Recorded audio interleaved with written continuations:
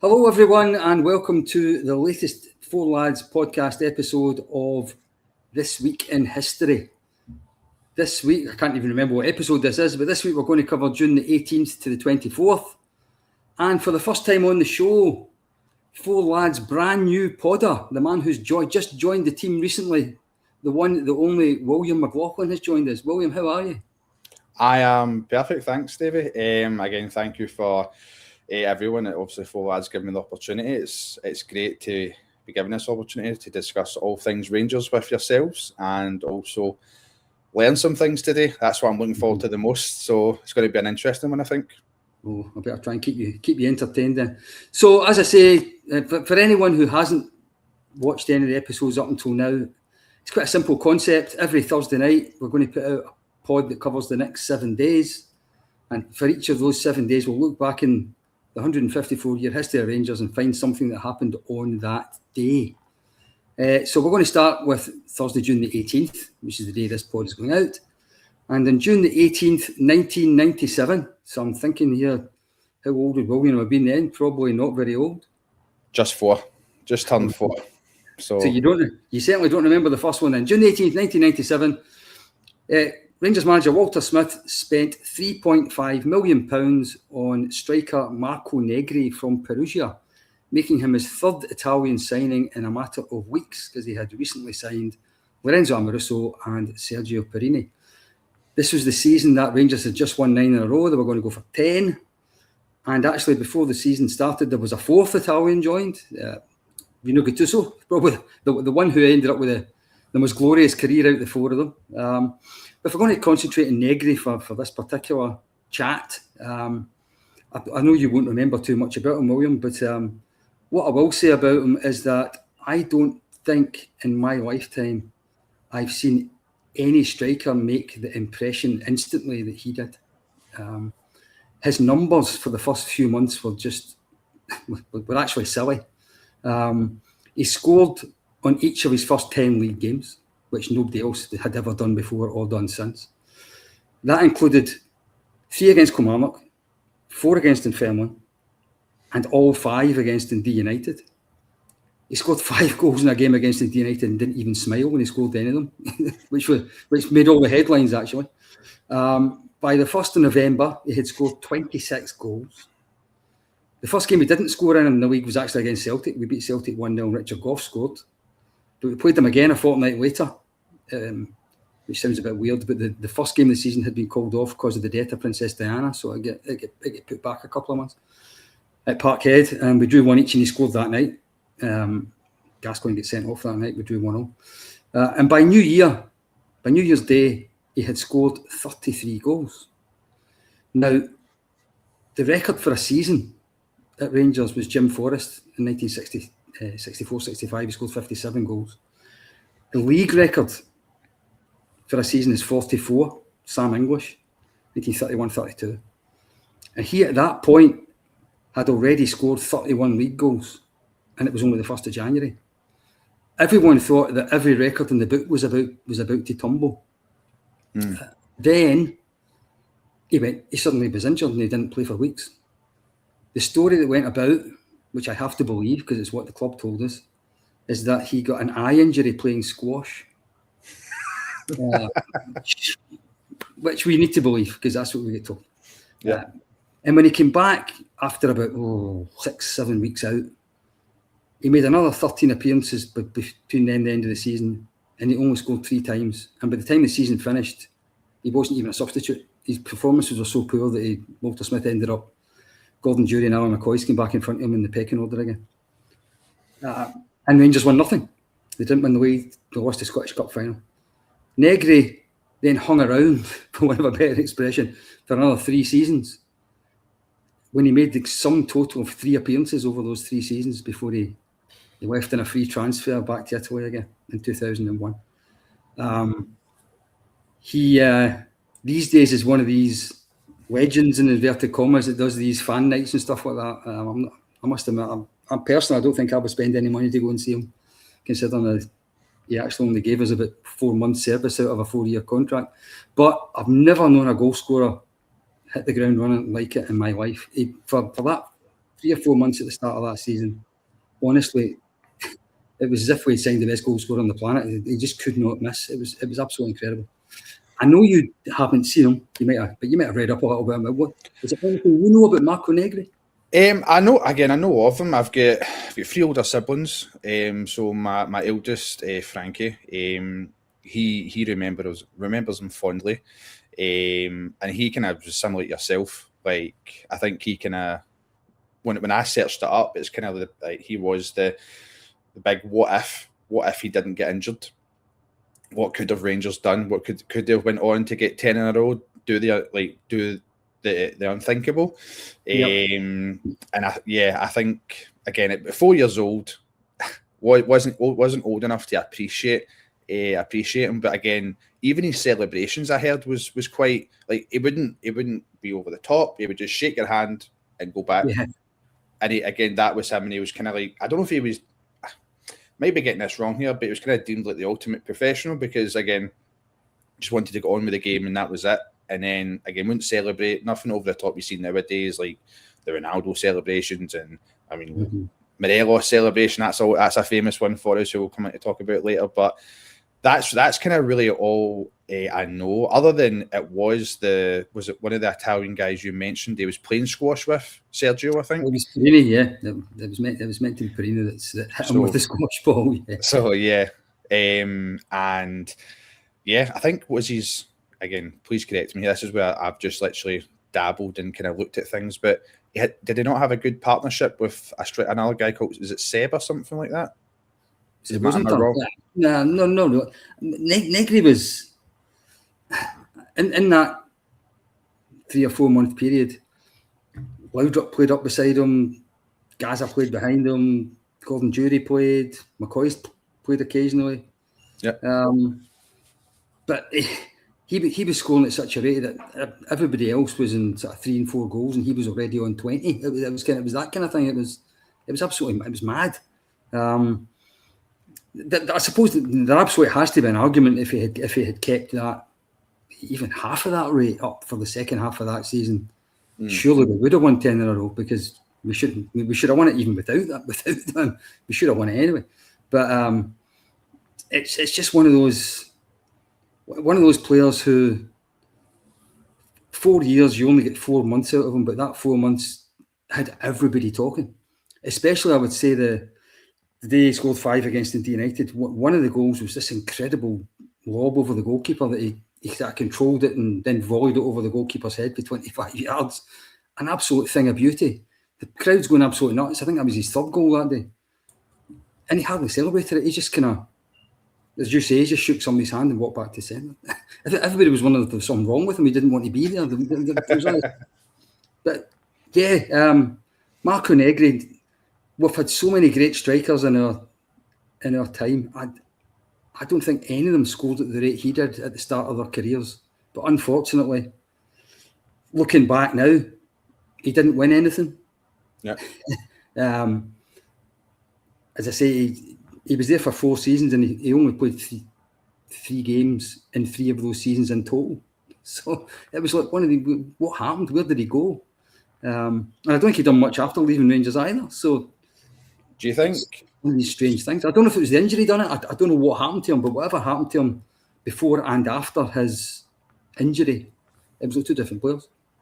So what I read is when he had the eye injury, it supposedly affected like the depth on it. And again, I don't know the science of it all, but he's kind of depth vision and stuff like that. So it's just that's why they say he wasn't the same. But if you don't mind me asking a question, you kind of touched on it, but do you think if Marco Negri was still fully fit, didn't suffer that eye injury, like you kind of touched on it, like there's a strong case, do you think we would have went on and done 10 in a row? If you look at the last 3-4 months of that season, Celtic ended up winning the league by 2 points, and they dropped a lot of points. Don't quote me because I've not got the table in front of me. I can't remember how many points they ended up with, but it was far less than Rangers had won the league in the seasons before, the 3-4 seasons before that. God Almighty, we lost at St Johnstone, we lost at home to Kilmarnock, we lost at Aberdeen, we dropped so many stupid points, and it would only have taken one defeat to be a win, and you would have won the league by a point, wouldn't you? So if we'd had a reliable goal scorer in that last 4 months of that season, would we have won the league? Probably. And maybe that's what makes it all the more frustrating for those of us that sat through that season, because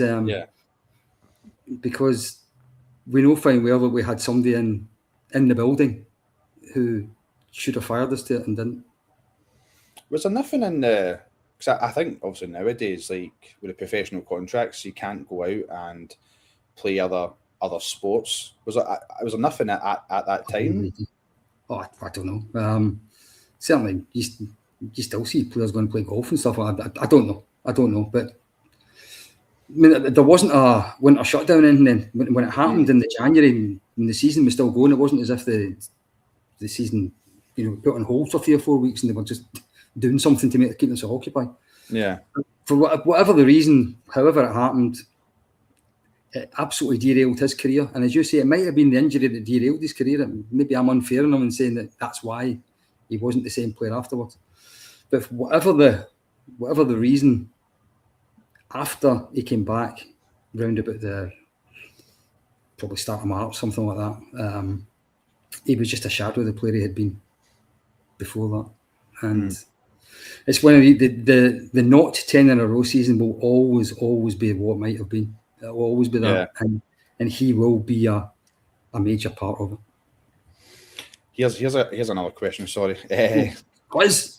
No, I know it's you asking the question, not me. But it might be a bit of a silly one. But do you think we will ever? If we ever were to get a talent like that again, I don't think we would keep them for long. But do you ever think we could discover a gem like that, where that could replicate not the injury, but the actual performance and the type of numbers that he was putting out? Do you think, from what football was to what it is now, do you think that could still happen? There's no reason why not. I mean, Negri, as I said, he was 26. He was already a goal scorer in Italian football. I don't think if we discover somebody like that again, it'll need to be somebody younger, I think, who either comes through the ranks or comes from one of the smaller leagues or comes from there is the youth team of one of the bigger leagues. I don't think we'll get a finished article striker like him. But there's no reason why we can't one day discover a prolific goal scorer who scores week in, week out. When that day comes, I think you're absolutely right, and it'll be very difficult, not just for Rangers, but for any Scottish team to hold on to a goal scorer who's scored at that kind of rate. The one thing Rangers went out of both the European trophies early that season. They get knocked out the Champions League qualifiers, then they get knocked out the UEFA Cup in the first round. He didn't do much in Europe. I think he scored against teams to the Faroe Islands or something in some first qualifier or something, but I don't think he done much else. It was all domestic goals he scored. Whether that would make any difference to bigger clubs and bigger leagues, if maybe they'd want to see him scoring in the continent as well as scoring in Scotland. I don't know, but there's no reason why we couldn't find another one. But we did find one in 1997, and I just wish he had kept going for another few months. Okay, so June the 18th was 1997. Was Marco Negri. We're going to stick to centre forwards. There's actually going to be 3 centre forwards on this tonight. June the 19th. This one you will remember. June the 19th, 2008.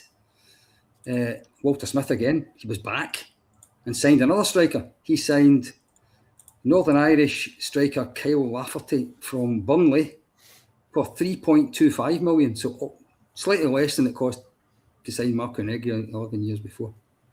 Now, Walter actually signed 3 strikers that summer. That was the summer after, I always call it after Manchester, the summer after the season we nearly won 4 trophies but didn't win the 2 biggest ones. He signed Kenny Miller. He signed the ex-Hearts striker Velička, Andreas Velička. Yeah. Signed for a Norwegian team, I think. And he signed Lafferty. I think, to be fair on Lafferty, when we talk about his goals record, for a great deal of at least the first 2 and a bit seasons under Walter Smith, he didn't really play as a centre forward. He kind of played more wide on the left because Boyd and Miller played up front more as a partnership. So he tended not to play through the middle as much. So maybe because I'm going to talk about his goals record in a minute, and his goal record, especially compared to Marco Negri's, his goals record doesn't sound all that impressive. So if I say that, if I just talk about his first period at Rangers, I know he came back. I'll talk about that in a minute. But his first period at Rangers, he played 138 games and scored 38 goals. That doesn't sound particularly impressive, right? But here's the big difference between Negri and Lafferty for me. When I talked about Negri, he scored all his goals at the start of the season when the pressure was at its lowest, and he done nothing in the run-in when the heat was on. You can actually completely flip this round when you talk about Lafferty. Yeah. So in Lafferty's first spell at Rangers, he only scored 29 league goals. So I said he scored 38 goals, 29 of them were only, so 29 league goals. 11 of them came after the split. So more than a third of his league goals in his first period at Rangers came in the running, came when you were going for the title. Mm-hmm. And kind of, for me, you'll remember Rangers strikers that score goals in those games more than you'll remember Rangers strikers that score 3 and 4 and 5 goals in games in September and then don't win anything at the end of the season. So, Kyle Lafferty, we'll talk about his second spell in a minute, but his first spell, what's your recollections of Kyle Lafferty? Again, when I first heard of him, again, I think I was about 15, 16. Again, at that time, I was still following football, but I was more into my American football at that point. But Kyle Lafferty came in. I think he was quite unheard of. I don't think many people really knew much about him. If I'm correct, were we not trying to trade a player as well with the deal, but something fell through? We might have been. I can't. What I do remember is at the time there was talk of Celtic wanting him. Yeah, I remember at the time. Yeah. The press were speculating that he might have a choice to make to either go to Ibrox or Parkhead. Now I think when we know about the man himself and the player himself, I think it's extremely unlikely he'd ever went to Celtic Park. Yeah. But and I don't know how concrete Celtic's interest in him was, but certainly at the time of his transfer, in the sort of days leading up to his signature in the contract for Rangers, there was this talk about who was the manager at the time? Was it Strachan? Must have been Strachan. For Burnley? No, Strachan. So Strachan must have wanted him as well as Walter Smith wanted him, and you get all these media headlines about tug of war and all that kind of stuff. There was all that stuff about it. I mean, I think he was only 20, 21 year old when you say, and he wasn't playing the top flight of English football. So no wonder most of us didn't really know much about him, because I was the same. I didn't know much about him either. I think that was Walter's talent, though. Sorry, I know I'm going to go on like a fangirl here because we spoke about it in my first and favourites, but that was his talent. Like, he could find a kind of rough-edged player, and he would make them into like a diamond or whatever, a gem or whatever you want to call it. He just knew how to get the best out of him. And I think the fact Walter would have probably identified he was a massive Rangers fan. And I think the fact that he understood the club and what it meant to play, I think that's what helped him in those big moments. I think the fact he knew if he was able to step up and provide for the team, again, you're 100% correct. During the majority of the season, again, wasn't really playing his position, but Miller and Boyd, they were kind of doing the business. Again, I always thought Miller was kind of the workhorse kind of for Boyd. Again, no offence when I say this, I'm sure Boyd would tell you himself. Like, I remember that you mentioned the last one.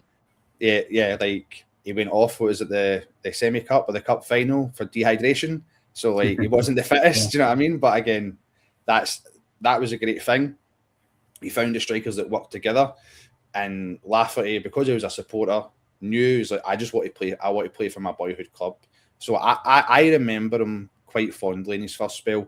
I remember the game when he the one where he scored a hat trick in one of the first, like, was it the last game at Rugby Park? Like 47 seconds in, that's just beautiful, lofted it over the keeper. And again, just it's those moments like what you're saying. You could be terrible, or sorry, not terrible, but you could score goals week in, week out when the pressure's not on.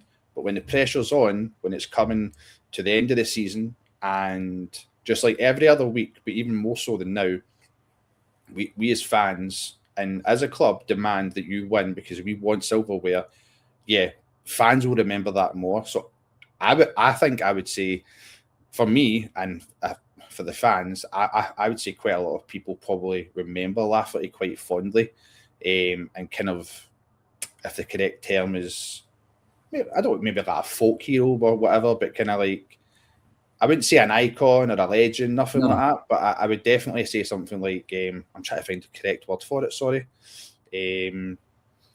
I'll just go with folk hero. I think when you think back to that time, when you think back to that time, you can't not mention Lafferty for those crucial goals that he scored that got us to those, I think, was it the kind of 3 league titles he propelled us on to go and win in the final days, because again, he stepped up the big moments and he scored. And that is the amazing thing about Scottish football and up here's, you can go from having a mediocre season, and then those last 6 games, 7 games, 8 games, you just completely turn it on, and people are like, wow, this is what we need. Like, that is big game mentality. So I've got quite good and fond memories of Lafferty. I think the fact that he was a Rangers fan, he knew what it meant when he put on the shirt.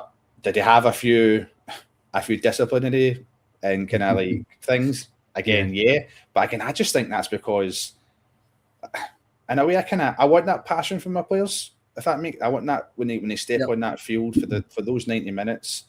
Like, you've got to have that something between your teeth, that kind of like that switch in your head where after the game, shake hands, whatever. But for those 90 minutes or extra time, penalties, whatever, you've just got to understand that this person in your opposite number is not your friend. You need to go out there and dominate and win. And I think Lafferty understood that in those big moments.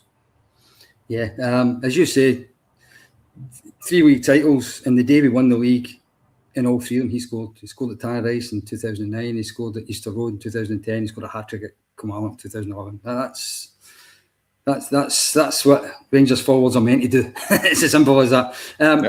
Then obviously 2012 happened. He was one of the players that left. One of the majority of them did leave in 2012. And then I suppose there's this little second Rangers career that came up later on, and he found himself back at Hearts eventually. Made himself a bit of a name as a thorn Celtic side. He scored a few goals against them when he was at Hearts, and Stephen Gerrard in his first season brought him back to Rangers. He was never the first choice centre forward as such, because Morelos was there, so he was the kind of the backup centre forward, if you like. And if you look at his numbers in that second spell, he was only there for that one season. He only started 8 times, but he was a substitute. He came on as a substitute 22 times. So you can see that he was never really the man that Gerrard saw as the guy that was going to fire you to glory, so to speak. He scored 6 goals. 2 of them were in his debut, actually. I remember he scored 2 tomorrow. And then, as you say, his contract terminated after some disciplinary issues, which we'll not go into. But he always had that bit of a mad streak in him. I remember the first time in his first spell, he got Charlie Mulgrew sent off one time for an alleged headbutt. He got Scott Brown sent off for an alleged headbutt. And totally a headbutt. Absolutely. The referee was correct. The referee was correct on both occasions, but I'm quite sure in the Charlie Mulgrew one anyway, I'm sure what ended up happening was the red card get rescinded and Lafferty get banned for 2 games for diving. So oops. But it's the kind of player he was. He played on the edge, as you said. He had a temperament issue, let's put it that way. But he was one of us, and he can go home. He can look in his medal collection, and he's got 3 league titles, a Scottish Cup, a League Cup. He's played over 150 games for Rangers. So how many folk can say that? So, not many. As you say, he's not a Hall of Fame player. He's not one of these legendary names, but he absolutely done a job for the Rangers, and I think he's worth remembering. Yeah, 100%. I think he's, and I hope this doesn't come across disrespect. He's one of the guys, disrespectful. Sorry, he's one of the guys where you'd like to go out, have a good night out with him and stuff like that, and he would have some proper stories, I think, to tell you. And I think Gerrard brought him in because, again, and I think Gerrard identified it quite quickly. He needed the players to understand and help him build the DNA and build that pride back in our club. So as much as he wasn't a starter, again, I think he understood. Lafferty's been there, he'd done it. I always say the greatest Rangers manager ever with Walter Smith. So Gerrard understood that and wanted him to be a part of the team. Again, that's why he brought in, like, I know they're not in topic, but Scotty Arfield, Stephen Davis, all those types of people, because they understood the club and what it means to us as fans. Do you know what I mean? So I think he'll go down as a folk hero kind of thing.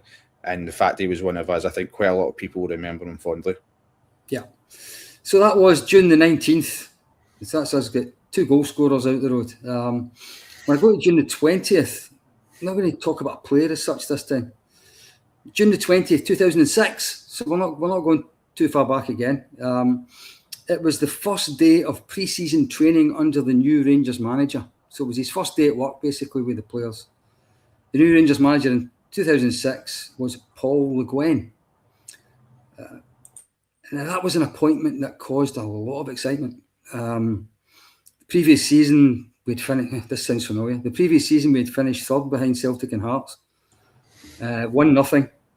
Alan McLeish left, and David Murray appointed ex-Lyon manager Paul Le Guen, who had won the French title 3 times, taken Lyon to the quarterfinals of the Champions League, had them playing brilliant football. Oh, we were excited about that. We really thought we had brought in a level up manager that Scottish football had probably never seen before, almost. I don't know whether it was maybe a little sign at the start that we didn't realise at the time, but he didn't actually arrive in Glasgow straight away when he should have done, because he was doing a Sahara Desert marathon thing. He insisted in doing that before he would come to Glasgow. So he done that, and then he, let's say, the players in for pre-season. Then he started bringing his own players in. Now, there's 2 trains of thought about Paul Le Guen. One is that he wasn't given sufficient funds to build the kind of team that he would have wanted to build, and that he struggled in a Scottish dressing room with the level of professionalism that he was trying to instill. So there's that body of opinion that basically says that Le Guen gets sold a pop, and that we didn't give him the money, and the players didn't buy into what he was trying to do. Right. So there's that side of it. There's another side of it.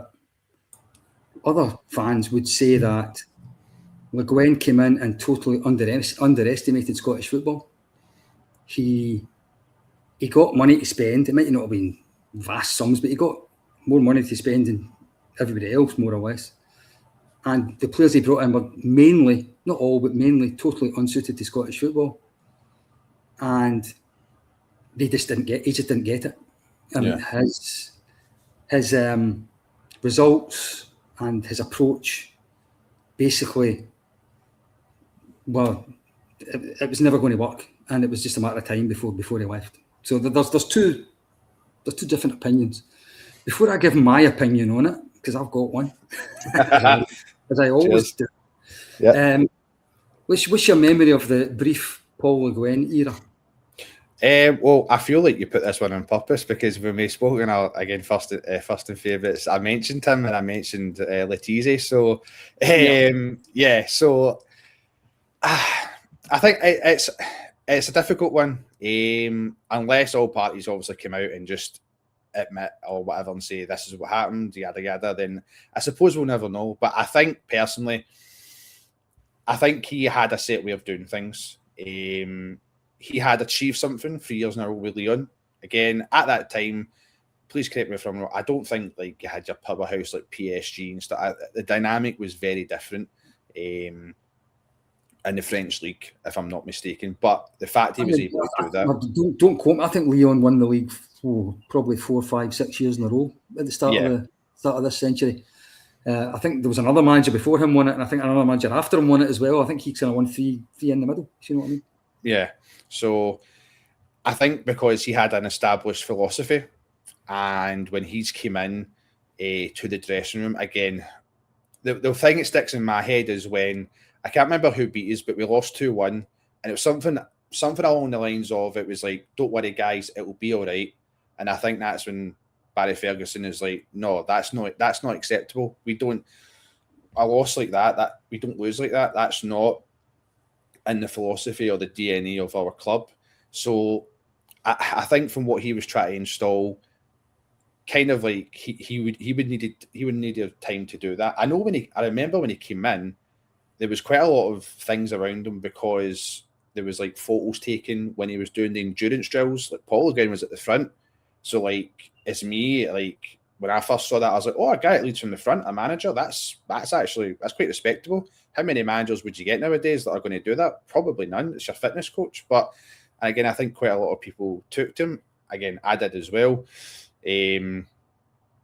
But again, his domestic record just it wasn't great. Like, I am always of the opinion that you need to win at home before you focus anywhere else. So if your own home or house isn't sorted, i.e. the Scottish League, I couldn't give a toss about Europe. Excuse my language. I couldn't care less. I would rather constantly win the league and be mediocre in Europe. That might turn some head. People might disagree with that, but that's just my opinion personally. I feel like if you do that, then everything will slowly but surely trickle on to the other competitions, the cups, the European matches. So I think it was a philosophy. I think he was a continental manager. When the managers that came in before him, very practical, just nitty gritty, done what they had to do to win. And that was our philosophy at Rangers. Like, we'll work harder than you, we'll fight harder than you, we'll create more chances through those two things before, and that's how we'll win. And I think that's ultimately what kind of got him kind of lost, essentially, because he wasn't willing to adapt. He had his idea, which again, that's completely fine. It's worked for him in the continent, but again, Scotland's completely different. It's the age-old thing. Look at how many players, even English players, if you take the equation of the European continent out of it, right? Take that out of it. The amount of English Premiership players, Championship players that have came here recently and in the past, and it's just not been successful, because we are a very unique like climate, essentially. It's like, you come up here, you think it'll be a cakewalk, but it's not. Do you know what I mean? You'll go to Ross County in a cold December week. Are you gonna pull up your socks and go and work hard when you get that first like kick in the shin? That will tell you. So ultimately, I think it was a philosophy that kind of lost him. I think that's where kind of lost him. The players, again, I think the fact that Barry had such a big pool, because I think, did they not take the captaincy away from Barry and give it to Gavin Ray? Gavin Ray, sorry, I've got who it was. Apologies. And I think that's kind of what lost him. Because I'm sure, did Boydie not score and hold up six, like the number 6 essentially is like at Fir Park. That was the after Ferguson that was Gawain's last game. He resigned a couple of days after that. So my personal view is that he just completely underestimated Scottish football, and I think if I look at the players he brought in, because he tried to put a new spine in the team. Yeah. Goalkeeper, centre half, midfield player, centre forward. He put 4 of them in. The goalkeeper was Lionel, as you said, Lionel Letizia, who was just let's just say a goalkeeper who didn't like cross balls, catching the ball. Absolutely the complete opposite of what you would want in Scottish football. Just say not a goal. His centre half was a Swede called Karl Svensson, who is the only centre half I've ever seen who got smaller when he jumped up for a header. Totally unsuited to Scottish football. his midfield that he wanted to build the midfield round was Jeremy Clement. Yeah, I remember Jeremy. Who was a fine, cleverly technical player. I think he went on to have. Sorry, I think he went on after he left. I'm sure he didn't have an amazing career, but I'm sure he followed him at PSG and he had a somewhat decent career, Clement. But what I'll say about Clement is that Walter Smith sold him straight away and bought Kevin Thompson as his replacement. Oh, yeah. And the difference in the week-to-week games in the Scottish Premiership between those two showed exactly why Walter done that. Let's put it that way. Yep, and the centre forward that he bought, and his biggest fee, the biggest fee he spent was Philip Siebel, who was, if I'm being kind, was a player who took a long time to settle. If I'm being unkind, he looked as if he'd won a raffle to be a Rangers player. He was terrible. So he did make one good signing, Sasa Papac. He brought Sasa Papac in. Although he actually played him at centre half as well. Walter made him a left back. But if you look at all those players, didn't cost a lot of money. He also bought a winger called Sionko, Libor Sionko, who had a decent career when he left Rangers as well. But again, he was one of these, what my old dad used to call sand dancers, in that a couple of meaty tackles and he would disappear. He had lots of skill, but he didn't have the hardiness for the league that we play in. Yep. So for me, Le Guen underestimated what it takes in the league we play in, and he suffered for it. And you were talking about the dressing room event when Ferguson fell at them. Not long before it, we had been knocked out by First Division St Johnstone at Ibrox in the League Cup, which was the first time in Rangers history we had ever been knocked out at home in a domestic cup tie by a team in a lower league. And then a few weeks later, we went to Inverness. We were 1-0 up and get beat 2-1. And that was the night that you're talking about, that Ferguson, I think, listened to the team talk after the game and decided he had enough. And before we knew it, he had been dropped, put in the transfer list, stripped to the captaincy, etc., etc. And some of the rest of the players, not all of them, but some of the rest of the players, I think that was the last straw for them as well. Boyd being one of them, and I'm sure there were others. Yes. You say there was the game at Motherwell when Boyd scored the goal for the penalty spot, held up the number 6. Support behind the goal that day were all firmly on Barry Ferguson's side, all chanting his name. Le Guen was gone. A couple of days later, resigned. To his eternal credit, apparently he resigned but did not ask to get his contract paid up. He just left. He didn't take a payoff from Rangers, which I think speaks volumes for the kind of man that he was. I just think he was in the wrong movie, unfortunately. But go to the Rangers Museum, go in the club, go in the Blue Room where all the managers' pictures are. He's there. He was the Rangers manager. It just didn't work. And I wish it had, in a way. But in a way, I'm glad it didn't, because when he left, it meant Walter came back. And, and I'm so glad that happened. So maybe it's just as well he left. So that was the same again. Was it that season as well, or the season after that? That was a European run. It was the next season. The one thing I will give Le Guen is that we actually had a few decent results in Europe under him. We won for the only time ever against an Italian team in Italy under his management in Livorno. Remember, we drew in Auxerre. We get through the little group phase that the UEFA Cup had then. But we were dreadful domestically. Anyway, it was never going to work. It was just never going to work. So Paul Le Guen was June the 20th. June the 21st. I'm going to say it's June the 21st, 1996, which makes it sound as if it's going to be something you don't remember, but it absolutely is not the case, because it's in a place called Cerretti, and I hope that I got that pronounced right. Cerretti in Colombia. A young boy by the name of Alfredo Morelos was born. The Buffalo. Buffalo. I don't know if he was called the Buffalo when he was born, but he was certainly called the Buffalo by the time me knew him. What can I say? Alfredo Morelos joined Rangers in 2017. Pedro Caixinha was the manager that brought him in. So he did do something right. Although I think it was in the recommendation of Jonathan Johansson, wasn't it? Because he was playing in Finnish football at the time, Morelos. Yeah, Finnish football, yeah.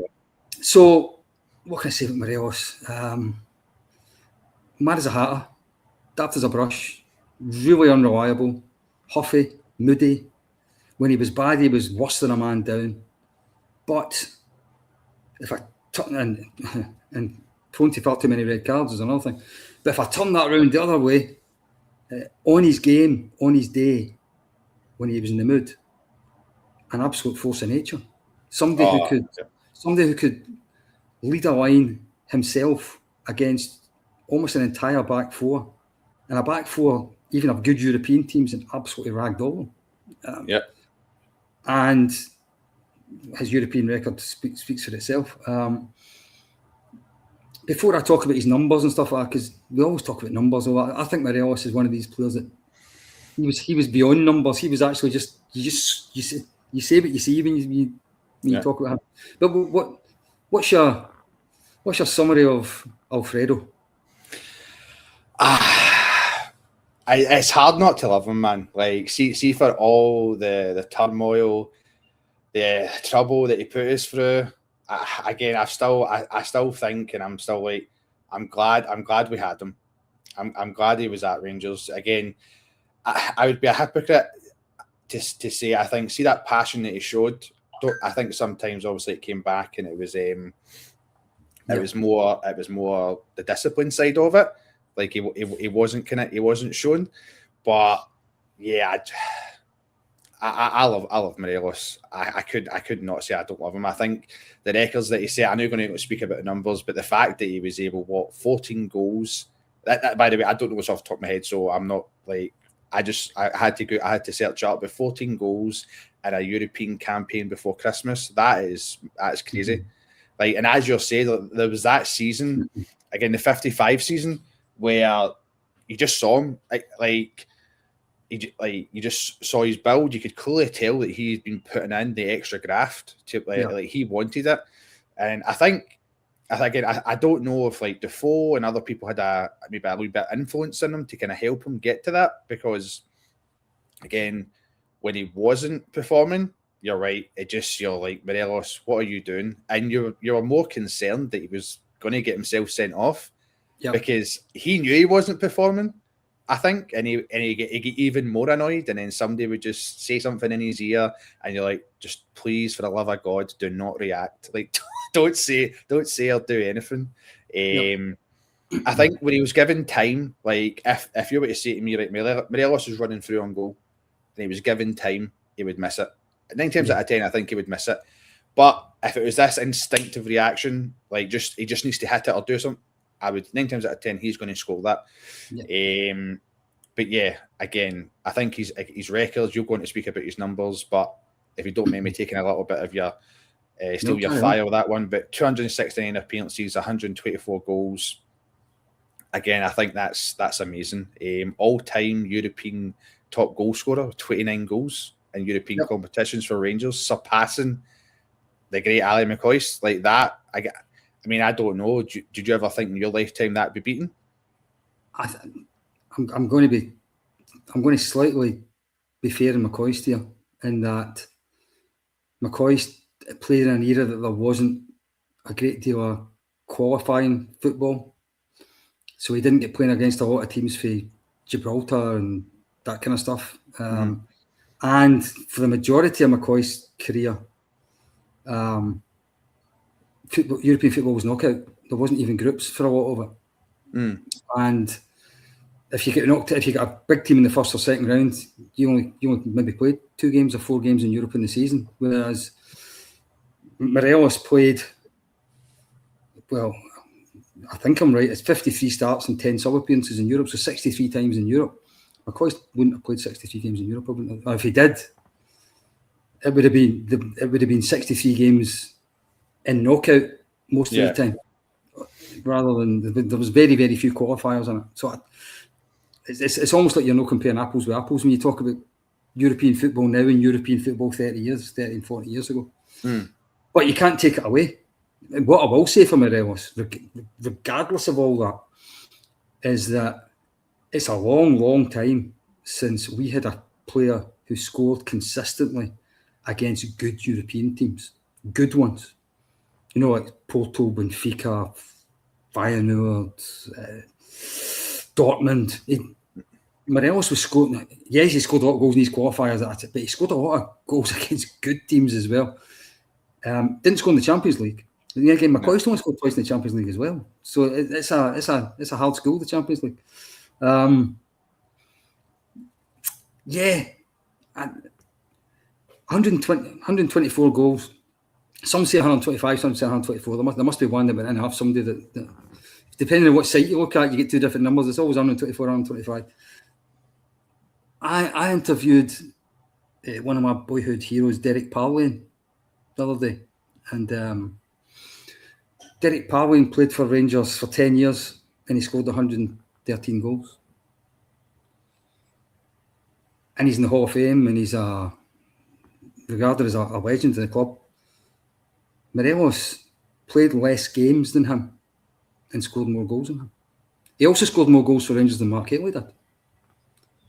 So, who played a similar, I think Hateley maybe played about 30, 40 less games, to be fair, but I think Morelos scored 13, 14 goals more than Hateley did. So, their goal scoring rate was similar, let's put it that way.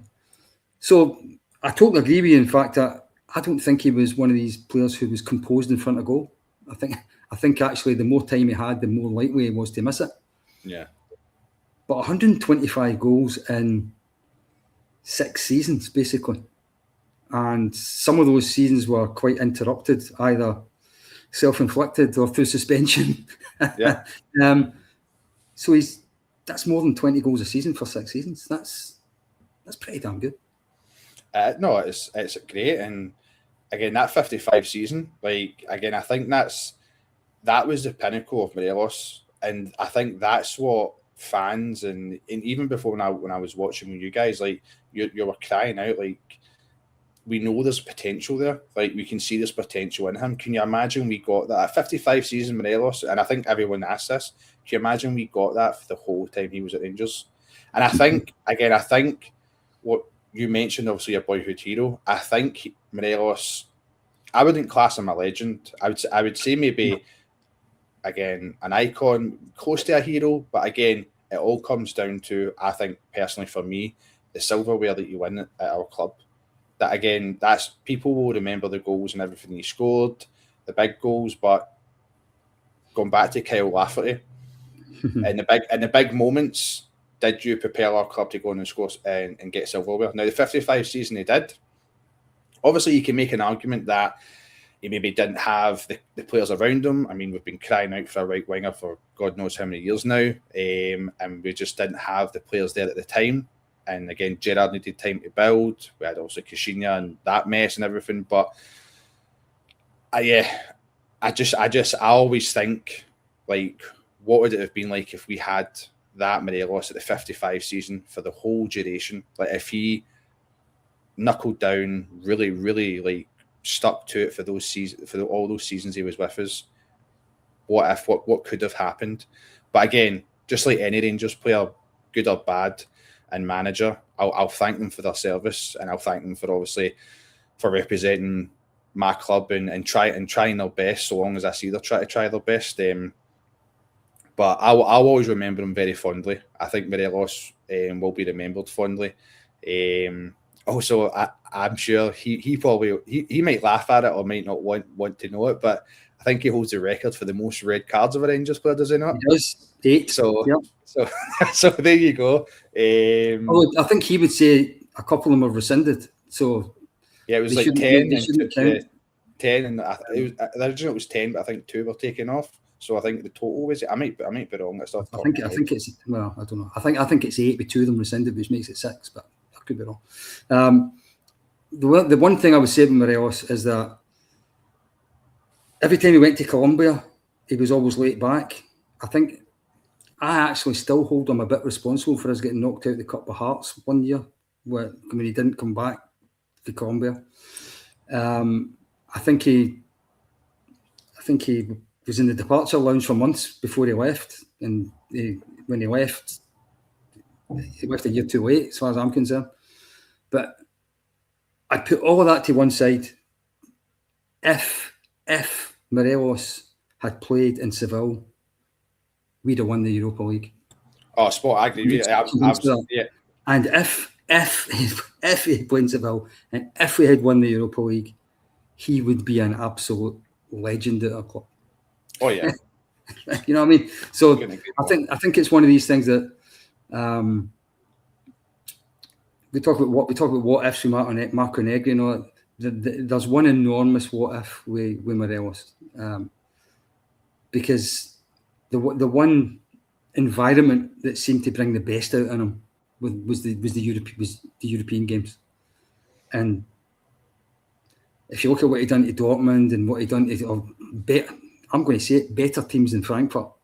Yeah, I think he would have been on fire to have the leaders to glory that night. And I think him not playing was just, for me, the difference between losing in penalties and winning that trophy. And it's one of these sliding door things, because our history from that night almost changed because it could have went in two different directions. But hey, it is what it is. But Morelos, I think you're absolutely right. He's not a legend of the club, but he's certainly a hero of a lot of the supporters, and goal scorers like him always will be, especially the ones that wear their heart on the sleeve the way he did. And he absolutely heart on the sleeve. He was passionate. So that was June the 21st.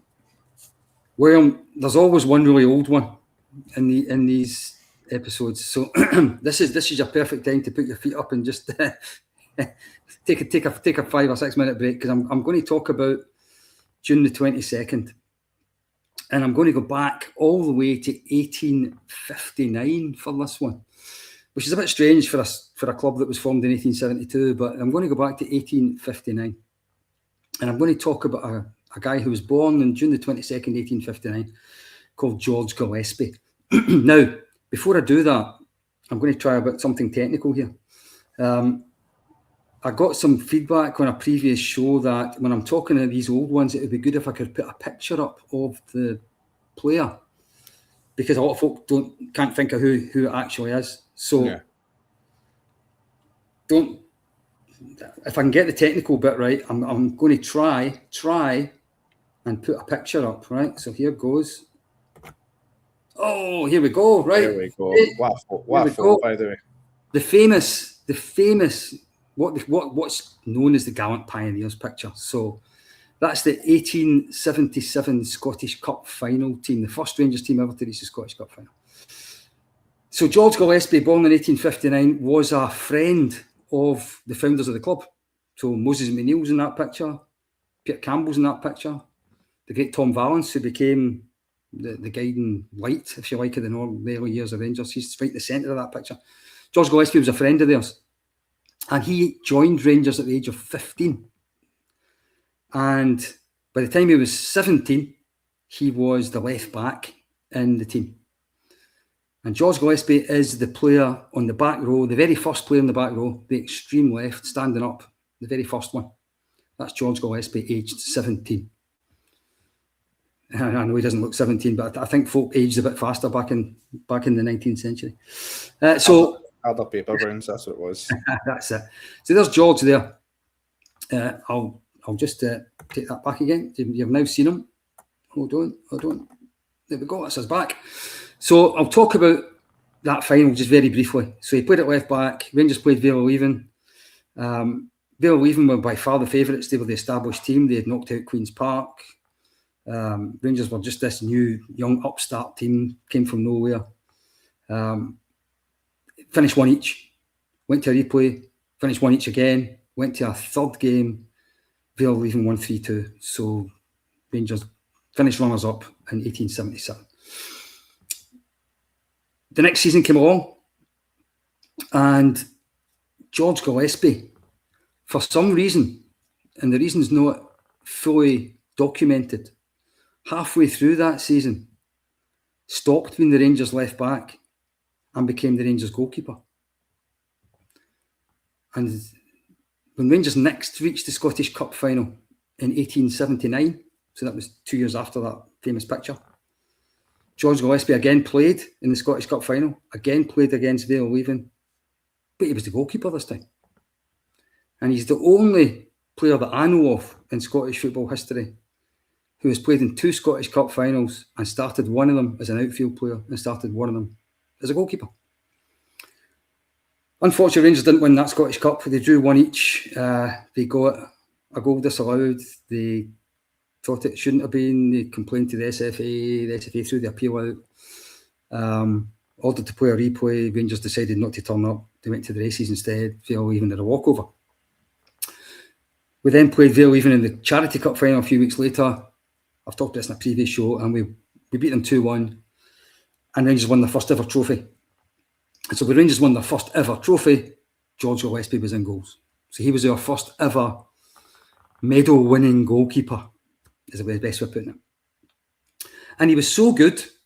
I'm going to put a second picture up now, I hope, that he became a Scotland international goalkeeper. Now, I don't know how well you can. There's a guy standing at the back in black. He's obviously not a player. To his right is Tom Valance of Rangers. He was in that Scotland team. In front of Tom Valance, sitting down, is a black player, a player of colour. That's Andrew Watson of Queen's Park. He was the first ever black international footballer. And to his right, sort of sitting a little bit higher than him on a stool, is the goalkeeper in that Scotland team, who is George Gillespie of Rangers.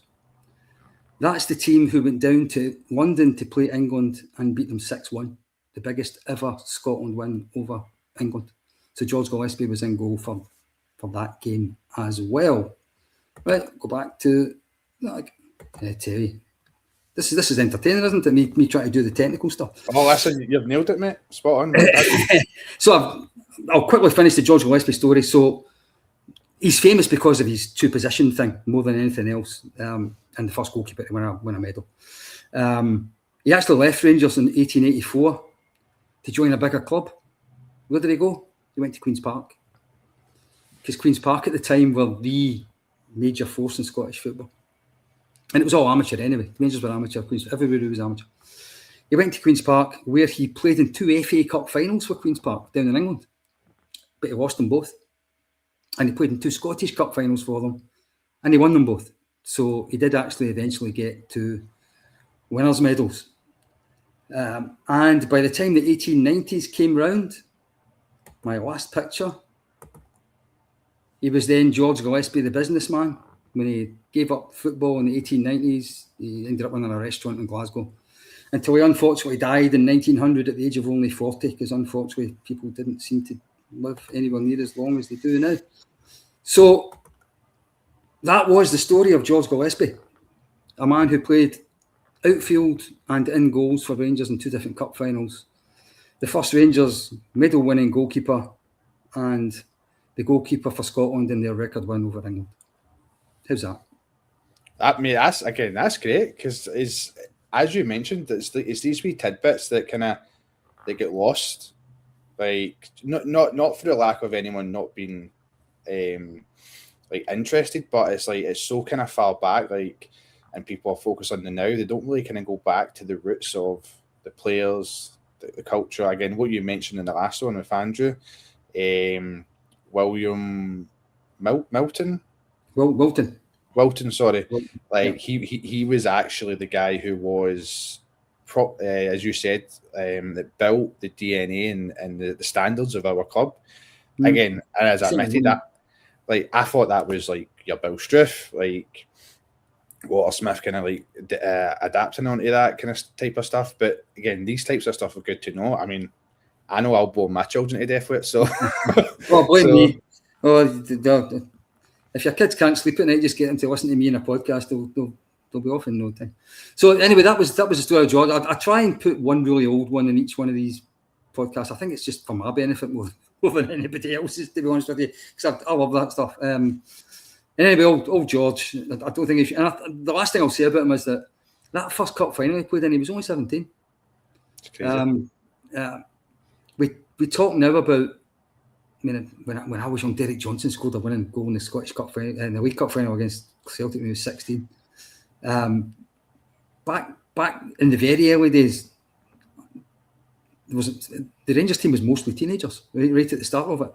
Yeah. It was 4 lads. It's called 4 lads for a reason, because they were just lads. And then George was 19 when he won his medal for Rangers. So anyway, that was George Gillespie. We've got 2 days left. We've got June the 23rd next, and it's far more up to date. We're back to something you can actually remember. It's a little bit of 2 players rather than one player's team. But anyway, June the 23rd, 2015, new Rangers manager Mark Warburton made his first signings. He made 2 signings in the one day, so he made his first signings, plural. The signings came from Hearts, Danny Wilson, an ex-Rangers player, coming back to the club for the second time, central defender. And his other signing was another central defender from Wigan, Republic of Ireland player, Rob Kiernan. And those 2 players, basically, they weren't ever present, but they certainly played the vast majority of games together as Rangers then won the championship under Warburton to get back into the top flight again in the 2015-16 season. Rangers played 50 competitive games that season. Wilson and Kiernan were the centre-back partnership in 80% of them, in 40 of those 50 games.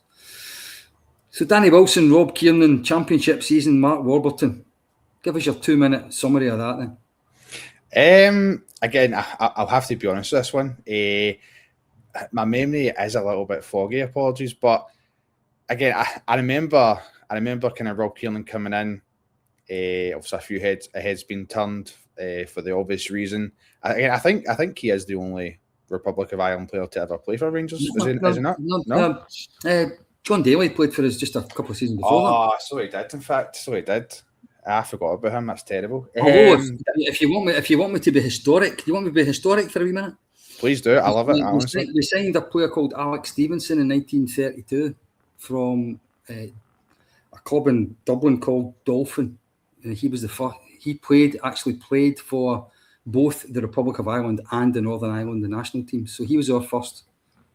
Because obviously, any Irish players before 1921, there only was one Ireland.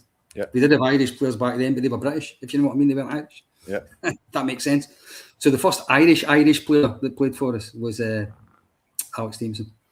John Daly is the most recent, well, not the most recent, but the one probably most people remember as being the first, because there was a big gap, obviously. The first one in modern times. And then Rob Kiernan, yeah. But no, again, that's the type of stuff I love knowing, mate, because again, it's more history about our club. But going back to, I know you said 2 minutes, apologies. You'll soon find that when you ask me to give a short answer, I find it hard to do that. So apologies in advance for the viewers and everyone. But yeah, again, I think they were solid for at the level. I think they done a good shift, 80% of the majority of the games. And I think Mark Warburton kind of done the right thing. And I always say you start from the back, you build a spine and a core. And again, that obviously went and helped him on. I think they were a part of. Did they not also win? Is it the Challenge Cup or something? Yeah, the Challenge Cup. It was sponsored by Petrofac that season, so we called it the Petrofac Cup. But yeah, the Challenge Cup. We beat Peterhead 4-0 at Hamley. Yeah, 4-0. And again, the only goal I think was it Rob Kiernan. It was actually in the Premiership, an assist from Tierney. I think it was a header, and the only other goal I remember for Danny Wilson was like it was a screaming against Motherwell. It was like just out of nowhere, he absolutely just scudded it from the kind of edge of the box. But I kind of remember more Danny Wilson's first spell. I know that's not what the topic is, but just because he's again, I'll always argue it. All the best players are left-footed, as you can probably tell. I'm left-footed myself, so right. I love the fact that again another youth player coming up through the ranks, young. Excuse me, sorry. Getting his chance and then getting that big move. So I think it was good to bring him back. Again, Danny Wilson, your club, knew what it meant to play for the club, knew it meant to put on the jersey. Unfortunately, when we got promoted, that didn't really work out. He did play, but I think then we kind of was it Kushinya came in after Warburton, I think, and then obviously he brought in, it's a big Portuguese lad. I think he played with him, but I think slowly, I think they kind of get kind of weeded out essentially. But I remember Rob Kiernan, was he not? He was allegedly punched someone as well. He was alleged it was a 2-game ban he was given, and it was overturned. Can't remember. That's literally the only thing it comes to mind for Rob Kiernan for me. So that probably goes to show you the level of my memory and extent of. So for me, I quite enjoyed the first few months of the Championship season under Warburton. I thought we played some decent football, quite attractive football, and we had been so absolutely awful the season before it in the Championship that anything that was half decent was going to look good anyway, I think. But I thought we played not too bad. And his first few signings all seemed to hit the ground running. Tavernier being one of them. Martin Waghorn. He actually bought, as I said, he got Kiernan from Wigan. He also brought Tavernier from Wigan. He also brought Martin Waghorn from Wigan. Both of them were highly successful in that first season in the Championship. And he brought Danny Olsen from Hearts. He brought Jason Holt from Hearts. And then in the January transfer window, he brought in the wonderfully named Billy King on loan from Hearts as well. He only scored once, but he scored a 90th minute winner one day. I think his entry into the transfer market, plus Big Fotheringham was the goalkeeper. Dominic Ball on loan for Tottenham. Zelalem from Arsenal, who was a loan player. Most of them worked out not too bad in that first season. We beat Celtic in the semi-final of the Cup. We got to the Scottish Cup final, which we should have won. But in fairness, I suppose Wilson and Kiernan were part of a back four that absolutely sold us that day, and we defended like schoolboys and ended up losing to Hibs. But I think one of Warburton's failings in that first season was that he relied too much on the same players too often. He didn't rotate anywhere near enough from, especially towards the end of that season. And I think by the time the Scottish Cup final came round, some of the players were running an empty almost. They were, especially the back four. They hardly changed the back four all season. It was Tavernier at right back, it was Wallace at left back, and it was Kiernan and Wilson in the middle, week after week after week after week after week. And it was crying out that he should have put in at least one more centre half. I think he should, instead of relying on the two. And I think what he did was, after that, in the summer when we were going to play in the Premier League again, or Premiership again, he brought a couple of centre halves in. Clint Hill, who was a grizzled old veteran, and that absolute Didi Senderos, the Swiss guy, who Philip Senderos, oh my God, how bad was he? And I think actually the reason that Kiernan and Wilson played a bit more in the Premiership again was simply because Senderos was so bad. He was dreadful. But when Kashinya came in, none of the two of them lasted very long. He sold Kiernan almost straight away in the summer, and Wilson, I think, was the end of that year. Kashinya might have been away by then actually, but his last game was a 0-0 draw at Parkhead. Then he went to MLS straight after it. It's two players that none of the two of them are going to end up being written in like the Hall of Fame board or anything like that. I think that Danny Wilson, of the two of them, I think he went to Liverpool too early. I think if he'd stayed at Rangers another couple of seasons, I think who knows how his career might have turned out. I think that was a big thing. That's what everyone was saying, is kind of, at the time, give it another season or two, develop, get a wee bit more maturity before you kind of go down there, because again, that's what I've always said. I think, like, we have our own, people describe it as a fishbowl, but again, our ecosystem is different to down there, and as soon as the money's different, all that type of stuff changes you. Do you know what I mean? It's like, I can't really sit here and blame someone for their head being turned to be like, oh, I could go and get more money for me and my family. Do you know what I mean? It's kind of not that that's always the reason for why they're doing it or the motives, but it's kind of hard to argue against that. But yeah, I think he did kind of leave too early. I think if you were to ask Danny, I don't know if he's come out and said it himself, but I think he would maybe say that. Again, I don't want to put words in his mouth, but I think going back, like Warburton's football, yeah, it was attractive. Like it was this 4-3-3. It was flowing. It was attacking.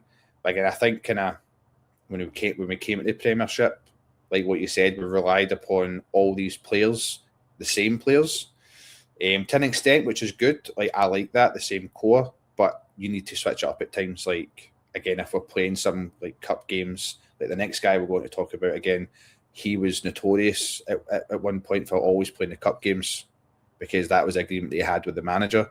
So stuff like that, rotating players at cup games if it's a smaller team, no disrespect to the smaller teams, but that's where you'd hopefully have your youth players like we mentioned before.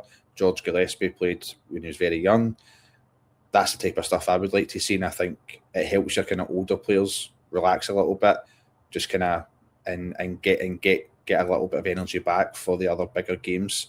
Again, every game at Rangers is a big game. I get that, but when we're playing smaller teams in the Scottish Cups and stuff like that, so again, I feel I know kind of he left in a bit of a dark cloud. There was the whole didn't resign, all that type of stuff. I think personally, I don't know if this is unpopular, but if he was maybe given a little bit more time, maybe given a little bit more financial backing, I quite liked Mark Warburton as a person, and I think his style and what he wanted to do with Rangers, I thought it probably only gotten us so far, but I definitely feel, this is just me personally, if he was given that little bit more time, I think we could have done a lot more with him, especially with Davy Weir. Like again, Davy Weir got the club as well. Like he's your second hand man. Yeah, I think what I'll say about Warburton is that he was replaced by Caixinha. So if you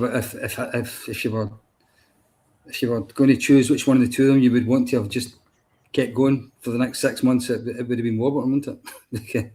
There was no point in sacking him and bringing him in. I feel a little bit sorry for him in the fact that he had a team that won the championship. He didn't get an awful lot of money to spend. No. The players he brought in, Joey Barton and Clint Hill and Cranshaw, between fitness, attitude, age, I don't think he was ever going to challenge Brendan Rodgers' Celtic team with the squad that he had. But he should have won more games against the other teams than he did, and I think that's what done. Agreed. Yeah, that's what done. Totally agree. But in saying that, if I'd known who we were going to replace him with, I would just have kept him for a bit longer because there was absolutely no point in bringing the Portuguese friend in. So anyway, the last thing I'll say, Danny Wilson, Rob Kieran, for me, a good defensive partnership at the lower level. Found out a little bit when we moved up to the top league, and they were never going to be players who were going to bring the championship to us. So we thank them for the first division, the championship. Seriously, we thank them for the championship and getting us up until. But I think the natural evolution of the club had to be that they would then move on, and a bit like Mark Warburton, I suppose they would need to move on and be replaced by quality of a bit higher if you were ever going to win anything. So we've finally got to the last day of the week after more than an hour. June the 24th, and I'm not going to do another one of the ones way back. We'll stick to relatively recent history. June the 24th, 2013, Rangers confirmed that goalkeeper Neil Alexander will leave the club on the expiry of his contract, with Alexander announcing the following day that he will sign for Crystal Palace. So Neil Alexander, Walter Smith signed him in January 2008, what I always call the Manchester season. Because I can't think what, I think that's what most people call it, the Manchester season. Yeah. Don't know if people remember this, but Alan McGregor's deputy in the first half of that season had been Roy Carroll, ex-Man United goalkeeper, Northern Irish international. But because he only played like one game, he decided he wanted to go back down south again. He wasn't playing enough. So Walter let him go back down south, and he needed another experienced backup for Alan McGregor. And he plucked Neil Alexander from Ipswich. Now, we've had a lot of deputy goalkeepers in our time. I think Neil Alexander's right up there in the most kind of reliable.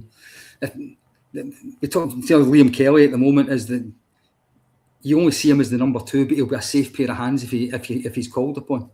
That's what Neil Alexander was. If I look the way his Rangers career panned out in that first season, he came in the January. Alan McGregor got injured in a game at Parkhead in the run-in, and he had to then come in and play the rest of the season. So he played in the penalty shootout at Florence against Fiorentina. He played in the UEFA Cup final, and he played in all the league games in the split in the run-in.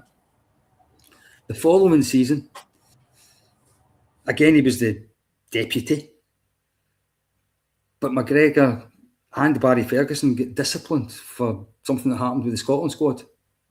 And Walter Smith dropped the two of them. And there was still, 10, 11, 12 games to go in the season when he done it.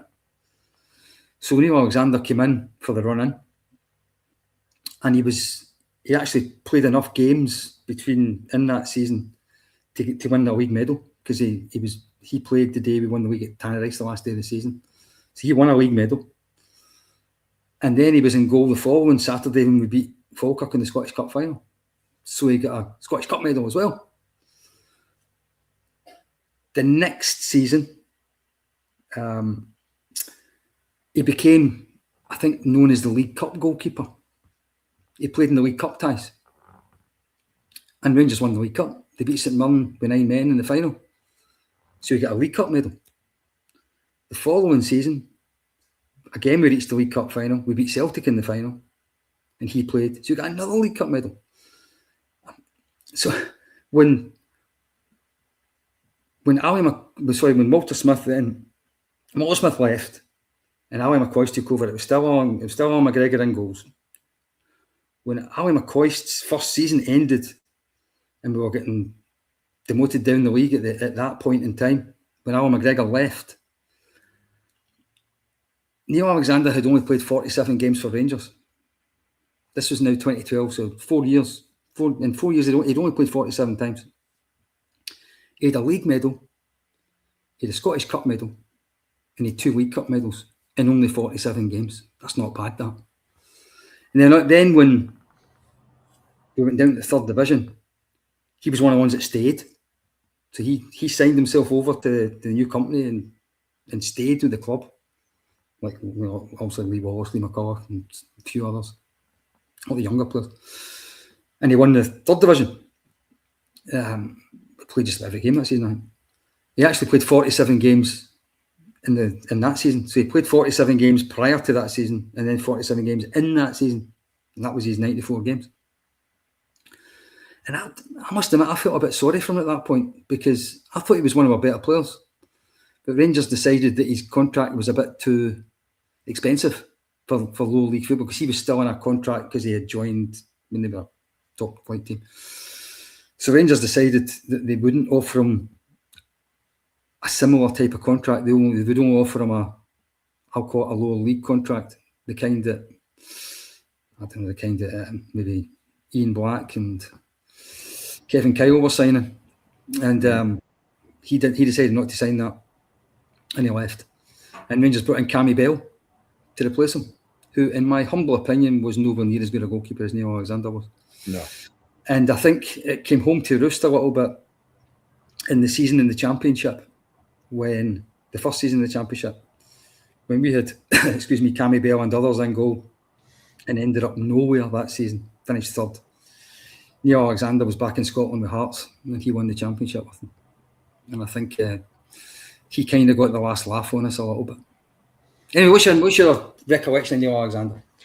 No, again, that penalty save at Florence, because I think Barry Ferguson step up, miss it, and then straight after, who was it? I can't remember who the guy was, the Italian guy, or if he was Italian. It sounded like an Italian name anyway. But I know Christian Vieri missed the second miss for them, but I don't know who the first one was. But I think he was just like the perfect understudy. And that's meant no disrespect. That is meant that comes from a place of admiration for him.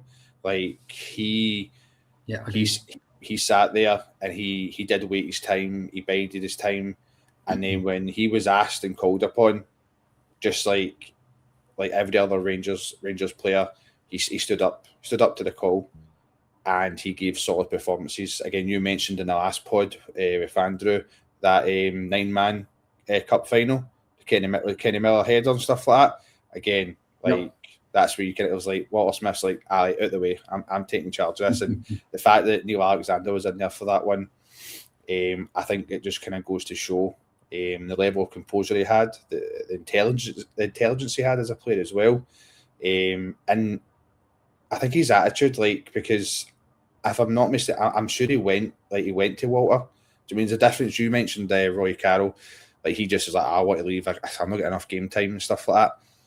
I'm sure Neil Alexander, the season before he became the League Cup goalie, as you can essentially call it, he went to Walter and he was wanting more game time kind of thing. Obviously, it kind of worked out with the whole Alan McGregor and Barry Ferguson thing towards the end of the season.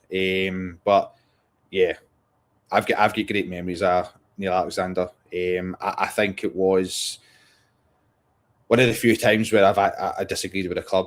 I think the way they handled that and how in the contract with Neil Alexander, I think if somebody's willing to stick with you through the hard times, do you know what I mean? I think pushing the boat out a little bit is the right thing to do. It's the morally correct thing to do, and I think as a club, that's what we build ourselves upon. Do you know what I mean? And not to try and sound holier than thou or anything like that, but that's something that I always kind of think of with Rangers, and I attribute myself with that type of behaviour. So yeah, great memories of him. Obviously the Manchester season, as you said, obviously the final.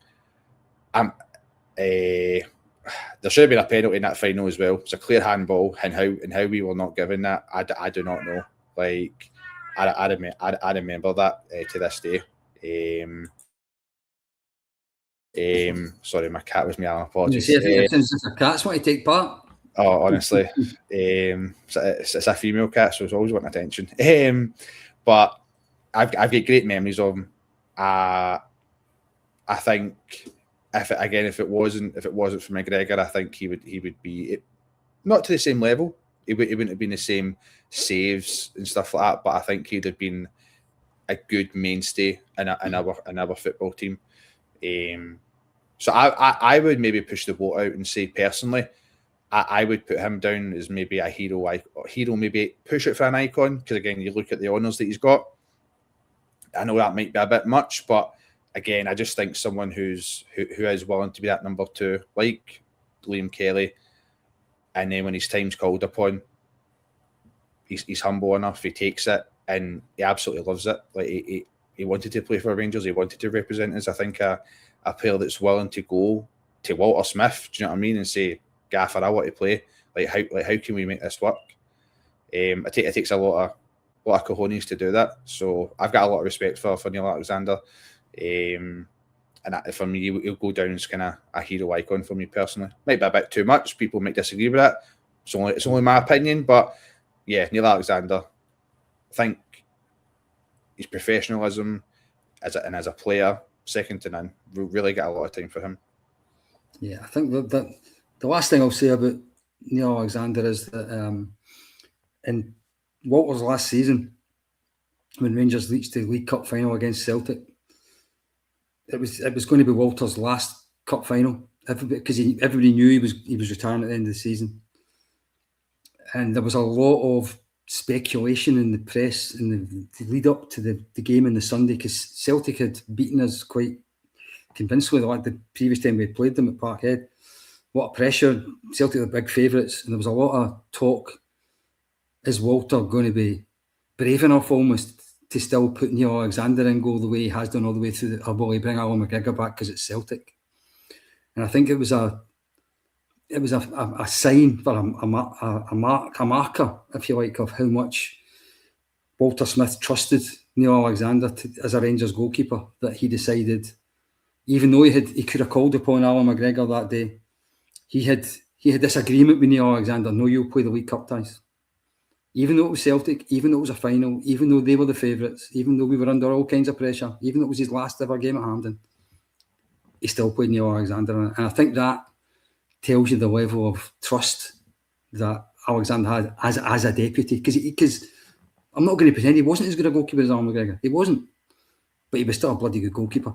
He was still a bloody, and for me, that playing him in that particular game, I think, told you all you needed to know about how much one of the greatest Rangers managers of all time thought.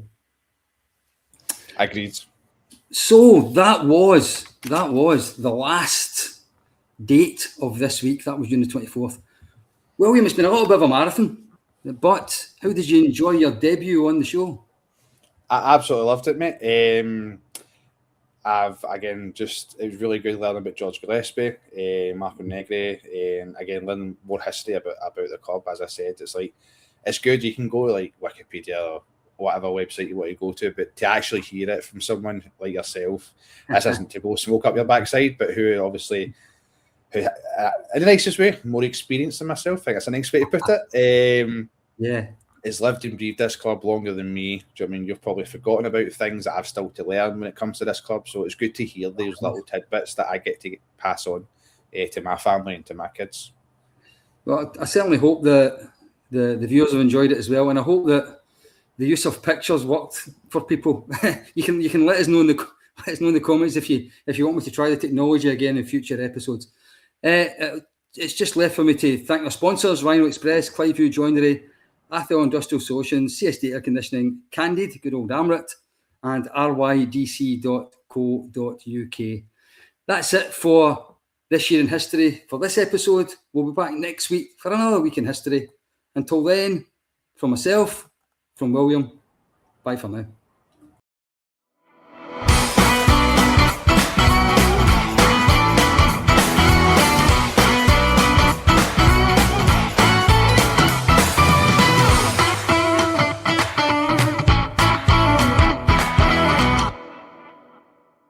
The Four Lads podcast is sponsored by Rhino Express, Clydeview Joinery, Athol Industrial Solutions Limited, and CSD Air Conditioning, in partnership with Black Rooster and Art of Gold. Thank you for listening to or watching the podcast. We hope you enjoyed the show.